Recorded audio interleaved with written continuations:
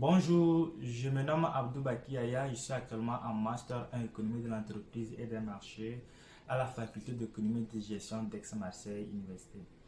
Alors, dans cette vidéo, je vais vous parler dans un premier temps de mon parcours au sein de l'Université d'Aix-Marseille. Ensuite, je vais parler de mon parcours entrepreneurial, puisque j'ai également le statut national d'étudiant entrepreneur. Je suis arrivé à l'université d'Aix-Marseille en 2017 et à l'époque j'avais commencé par le droit. J'ai fait juste un semestre, ça ne me plaisait pas du tout puisque de base moi j'ai eu le bac ES, donc la série économique. C'est comme ça que j'ai quitté la fac de droit pour la fac de co. Et donc j'ai dû faire une orientation pour revenir à la faculté d'économie et de gestion. Ensuite, j'ai fait tout mon parcours de licence à la faculté, à la FG AMU bien évidemment. Donc l'année dernière, j'ai eu la licence AES, Administration économique et sociale. Et cette année, je suis en Master 1 Économie de l'entreprise et des marchés. J'ai commencé à m'intéresser à l'entrepreneuriat en L3, c'était l'année passée. En fait, on avait dans notre parcours un forum auquel on devait assister, faire le compte rendu et c'était noté, donc c'était obligatoire. Lors de ce forum, on nous a présenté des structures qui ont été mises en place pour faciliter, accompagner, faire la promotion de l'innovation, la créativité, la création d'entreprises.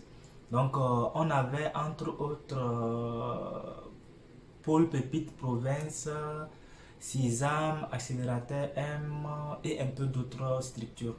Donc, c'est là même que j'ai entendu parler des transferts chrono pour la première fois, qui est organisé par Pôle Pépite chaque année.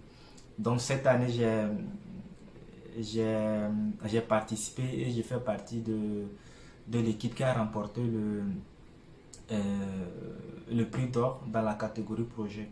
Venu sur les transferts chrono, en fait, c'est un événement qui est organisé toutes les années par Pôle Pépite Province et ses partenaires et qui est surtout ouvert à tous les étudiants sans distinction de parcours. Et le principe est simple.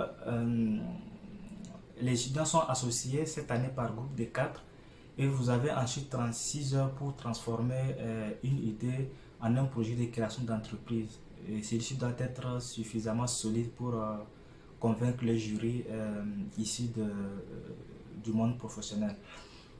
J'avais tantôt parlé du statut national étudiant entrepreneur. En fait, c'est également un statut qui est ouvert à tous les étudiants, quel que soit votre parcours.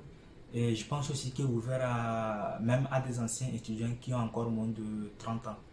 Il faut juste contacter Pôle Pépite Province une fois que vous avez une idée et ils vont vous programmer, vous allez passer, piquer votre projet devant un jury. Après, ils vont décider si vous donnent ou pas le statut. Alors, si le statut vous est accordé, vous aurez accès à la plateforme de Pôle Pépite qui a un réseau de, enfin, pratiquement tous les étudiants entrepreneurs avec qui vous pouvez échanger, partager vos expériences. Vous aurez également des accompagnements et des conseils, ça peut être des formations, des invitations à des forums et tout.